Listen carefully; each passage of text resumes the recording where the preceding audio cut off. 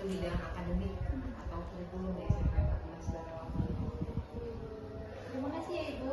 Ibu kan di sini kita lebih condong ke wawancara mengenai pelajaran biologi. Jadi minta tolong sama ibunya kalau lebih menjurus ke biologi boleh ya Bu? Ya, baik. Saya mulai ada 10 pertanyaan. Pertanyaan pertama yang akan saya ajukan kepada Ibu itu yang pertama, apa tujuan Ibu melakukan asesmen di kelas di pelajaran biologi untuk Ibu? Ya, baik.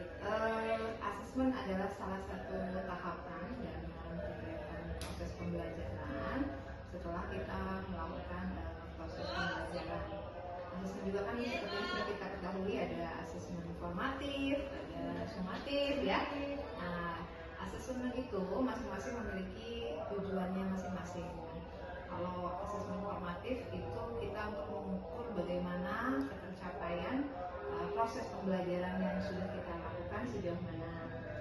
Dan asesmen sumatif tentunya ada perbedaan ya. Asesmen sumatif pun itu tujuannya sama ya. Kita ingin mengetahui bagaimana ketercapaian di tiap-tiap tujuan pembelajaran masing-masing materi pokoknya gitu. Terima kasih Ibu atas jawabannya. Untuk pertanyaan selanjutnya, biasanya Ibu menggunakan asesmen apa? Apakah asesmen tes tertulis, observasi, atau mungkin seperti portofolio atau praktikum gitu? Bagaimana Ibu? Nah, kalau jenis asesmen yang Ibu gunakan itu tadi tergantung dari karakteristik mata pelajarannya. Namun pada umumnya ya hampir sama. Jadi kayak misalnya Ibu menggunakan asesmen formatif pada saat proses pembelajaran ya. Jadi misalnya ada Ibu biasanya menggunakan kalau materinya yang bersifat di laboratorium pada saat praktikum, tentunya Ibu menggunakan instrumen penilaian keterampilannya psikomotornya begitu. Kemudian kalau di kelas pembelajaran interaktif, diskusi, Ibu juga terkadang menggunakan asesmen tertulis ataupun menggunakan beberapa media seperti media online misalnya ya, dalam bentuk online atau yang lainnya juga banyak ya. Iya, banyak asesmen yang bisa digunakan. Oke, terima kasih Ibu. Untuk pertanyaan ketiga, bagaimana cara Ibu menentukan instrumen evaluasi sesuai dengan kompetensi materi? Instrumen sesuai dengan kompetensinya. Untuk menentukan instrumen asesmennya ya. Instrumen asesmennya sesuai kompetensinya. Misalnya kompetensi yang akan kita ambil apa? Instrumennya untuk menyesuaikan dengan kompetensinya, maka instrumen yang Ibu buat pertama kita lihat dulu tujuan pembelajarannya ya. Kemudian kita lihat juga indikator pencapaian kompetensi apa ya. Kalau sekarang kan ada, kalau zaman dulu ada IPK, kalau sekarang sudah mulai TP-ATP-nya ya. Jadi kita sesuaikan dengan tujuannya itu apa, kemudian kita tetapkan melalui instrumen yang kita susun sendiri gitu, sehingga bisa ketahuan nih yang sudah kita lakukan proses pembelajaran bagaimana tingkat persentase keberhasilannya. Jadi kompetensi yang ingin kita capai itu disesuaikan dengan tujuannya apa. Indikator utama itu tujuan kita yang mau dicapai apa ya? Iya, betul sekali. Tahu nanti jalannya itu bagaimana? Apakah asesmen yang Ibu gunakan sudah mencakup aspek kognitif, afektif, dan psikomotor? Menurut Ibu sudah mencapai itu belum? Asesmen yang Ibu gunakan itu Ibu sudah berusaha sih ya, mencoba untuk menyesuaikan dengan perkembangan kurikulum yang ada. Sekarang kan menggunakan kurikulum merdeka ya. Jadi bentuk kurikulum apapun tentunya penilaian 3 aspek itu harus tetap ada gitu ya. Dari penilaian atau asesmen kognitifnya bagaimana, afektifnya bagaimana, keterampilannya bagaimana, sebisa mungkin harus kita buat. Jadi kalau ibu pribadi sebagai metode siswa, ibu upayakan ibu buat semua, ya. Tapi tergantung dengan metode yang ibu gunakan pada saat itu, atau karakteristik konten materinya juga. Jadi misalnya ibu pada saat mengajarkan materi kemarin, misalnya kewajiban sifat ya, kewajiban sifat ada di tahun kemarin. Kemarin misalnya ibu menggunakan materi misalnya kewajiban sifat logika, kita kan praktikum ya, praktikum di lab gitu. Di situ instrumen yang kita gunakan itu ya instrumen keterampilan anak itu dalam bagaimana menggunakan alat dan bahan yang ada di lab sesuai dengan yang akan kita gunakan alat dan labnya gitu ya. Jadi instrumennya ya instrumen psikomotor. Kemudian instrumen yang afektifnya pun itu dibuat. Bagaimana keterlibatan anak dalam belajar, keaktifannya, kemudian kerjasamanya, sikapnya, ya itu juga harus kita perhatikan karena itu penilaian yang sangat penting. Selain itu tentunya okulis juga harus. Nanti di akhir pembelajaran atau di awal kita buat asesmen kognitifnya ya. Walaupun hanya beberapa soal sedikit ataupun banyak tetap harus kita buat untuk tahu ya kognitifnya itu sampai mana dia mengikuti proses pembelajaran itu seperti apa enggak ya. Kurang lebih begitu ya. Terima kasih Ibu. Soal selanjutnya, bagaimana cara Ibu memastikan kalau instrumen evaluasi itu sesuai dengan pembelajaran? Oke, kita mau mastiin sudah sesuai apa belum gitu kan? Dan memang ini harus perlu penelitian ya. Jadi jangan buat asal-asal instrumen aja gitu. Ya, jadi kita harus benar-benar memastikan instrumen yang kita buat sesuai dengan indikator ya. Iya, indikator ya. Sesuai dengan indikatornya apa belum? Ya, sejauh ini ibu pastikan sudah sesuai. Jadi seperti misalnya indikator ketercapaiannya apa nih? Kita ingin siswa peserta didik dapat memahami materi yang kemarin misalnya ya. Peserta didik itu bidang sistem reproduksi ya pertama. Siswa didik dapat memahami atau siswa peserta didik dapat menjelaskan organ reproduksi pada pria beserta fungsinya ya. Itu misalnya nih ya indikatornya itu. Nah, instrumennya apa dari kalimat indikator itu? Nah, tentunya instrumennya kita buat soalnya yaitu sesuai dengan indikator itu. Kalau organ reproduksi ya kita ada gambar organnya, kemudian ditanyakan apa namanya, apa fungsinya gitu. Jadi kita harus indikatornya apa nih? Menyesuaikan indikatornya dengan bentuk instrumennya. Jadi harus memastikan satu persatu supaya jelas ya. Kemarin indikatornya ini, nanti kita harus ngeluarin soal ini. Jangan indikatornya apa, soalnya apa, nggak nyambung lagi kan? Ya seperti itu contohnya ya. Penelitian juga ya Bu. Ya betul sekali. Selanjutnya sejauh ini ya Bu, Ibu melakukan asesmen pada siswa gitu. Kesulitan apa yang biasanya Ibu hadapi? Kesulitan yang ibu hadapi, oh ya. Yang namanya guru, kesulitan itu pasti ada ya. Jadi suatu saat kalian di lapangan terjun langsung itu pasti menghadapi berbagai tantangan. Saya nggak mau menyebutkan itu kesulitan. Saya nyebut itu tantangan karena memang kita sebagai seorang guru itu pasti ada sesuatu atau hambatan-hambatan. Pertama, kita punya input siswa yang beragam, ya, beragam nih, dari latar belakang yang berbeda-beda, apalagi latar belakang dari siswa SMP 14 itu kan bermacam.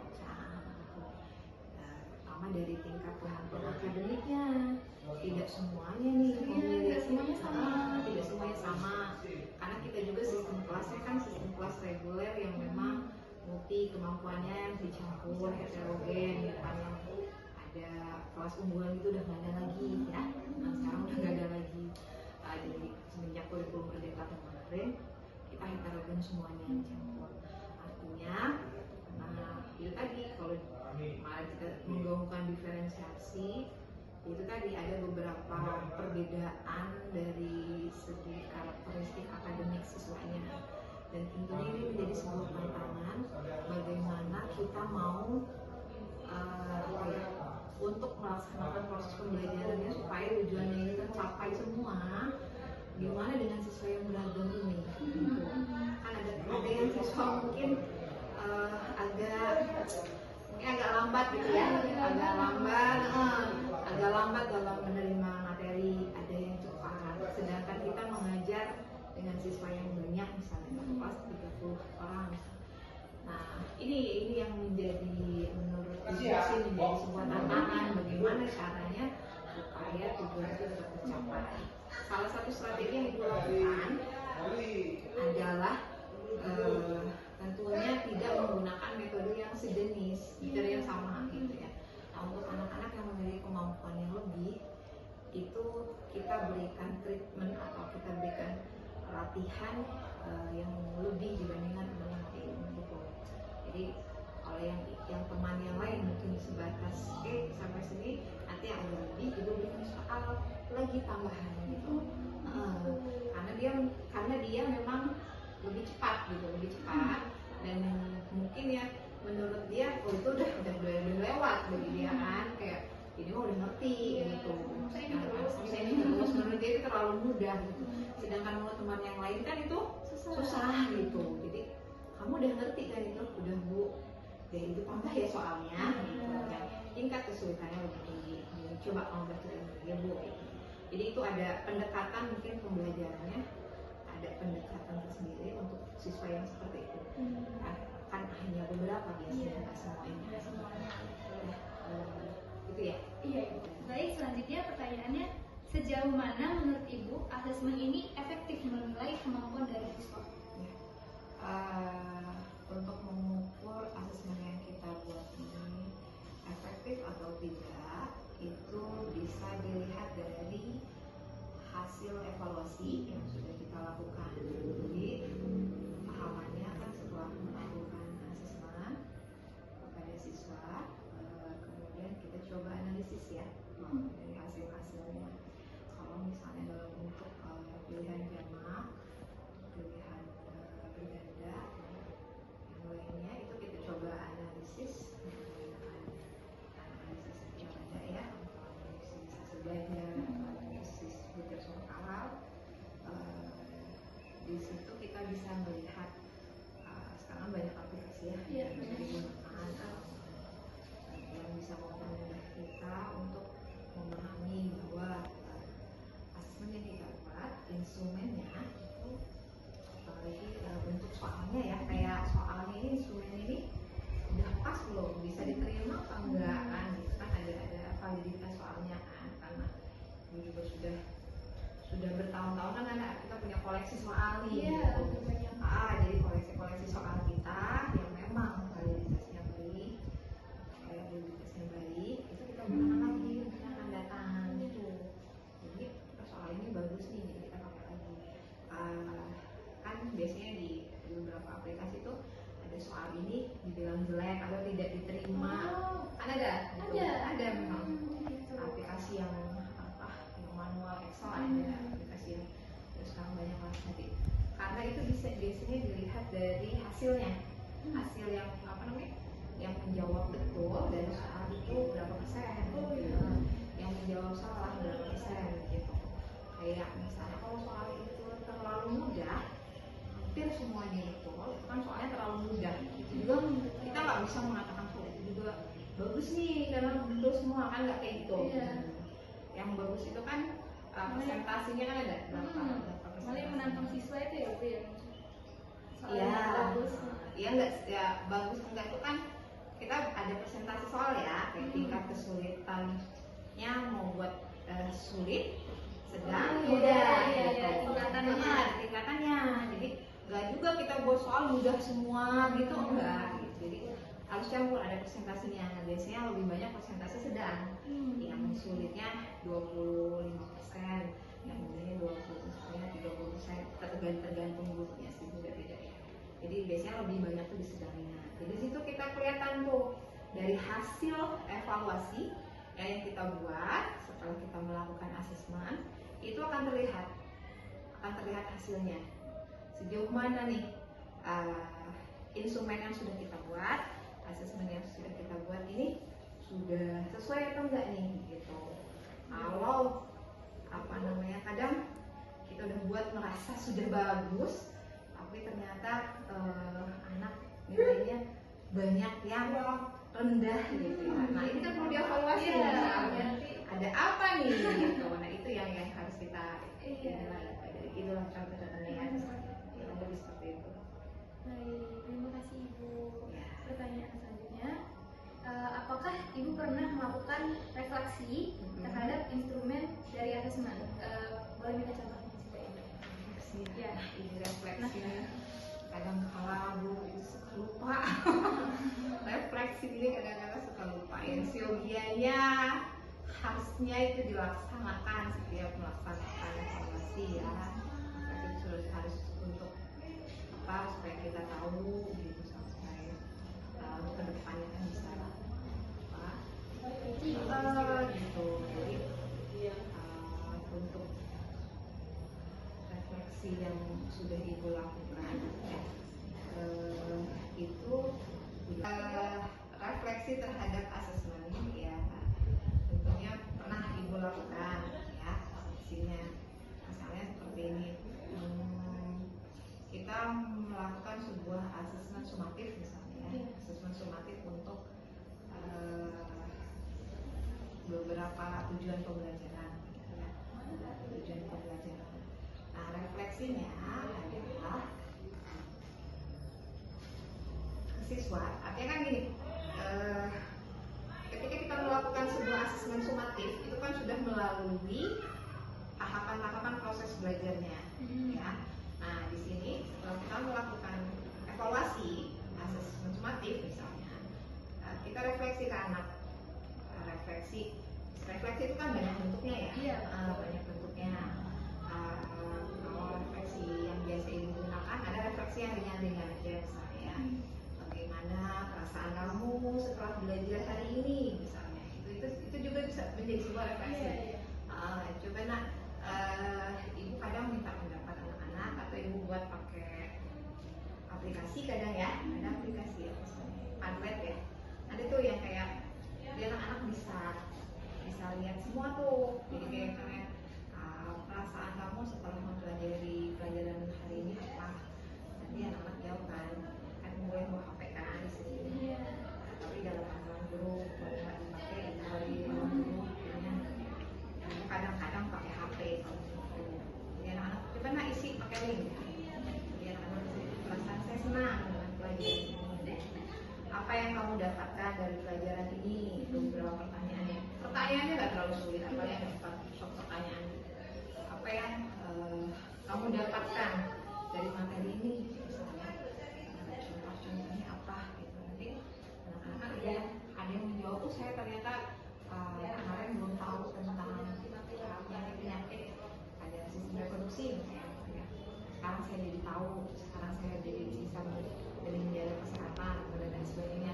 Ada juga jawaban anak-anak yang memang cuek ya, kayak biasa aja gitu. Karena mungkin nggak terlalu tertarik atau mungkin dia nggak terlalu nyimak atau sebagainya.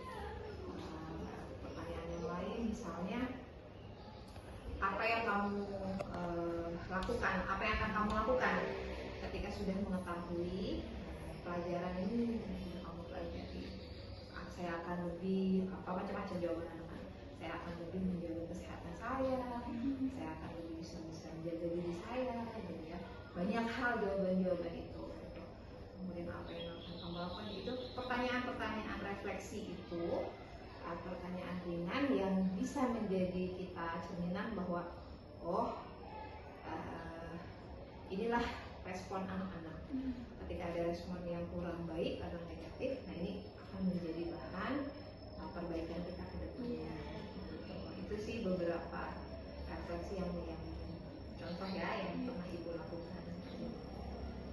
Jadi lebih ke berarti boarding terus anak-anaknya jawab gitu. Iya. Ada contohnya ya. Gak apa-apa ibu. Lanjut kita ke pertanyaan selanjutnya. Menurut ibu apa yang sebaiknya diperbaiki dari sistem evaluasi yang ada? Ya, kita nih kalau jadi guru ini tentunya harus banyak tetap harus belajar ya. Iya, belajar terus. Belajar terus ya, belajar sepanjang hayat. Iya, apalagi ya. Walaupun udah udah berumur, usia udah pensiun, misalnya ya prinsip ibu ya belajar terus menerus karena zamannya ibu udah beda dengan zamannya kalian mungkin ya. Ibu generasi milenial beda banget kan sama kalian. Jadi kayak aplikasi-aplikasi ini sudah mulai banyak, IT sudah mulai banyak gitu ya, program-programnya. Jadi ibu harus senantiasa belajar. Jadi ibu evaluasi yang sudah ibu buat sejauh ini ya ibu lakukan sesuai dengan apa yang memang pemerintah programkan, seperti ini panduan-panduan pembuatan asesmen gitu ya, kita coba ikuti gitu. Tapi ibu juga tidak menutup kemungkinan ada perubahan terkadang ya, karena udah berapa kurikulum yang sudah pernah ibu lewati itu pasti ada perubahan. Kita nggak ngikutin perubahan nanti ketinggalan kan. Asesmen sekarang seperti apa nih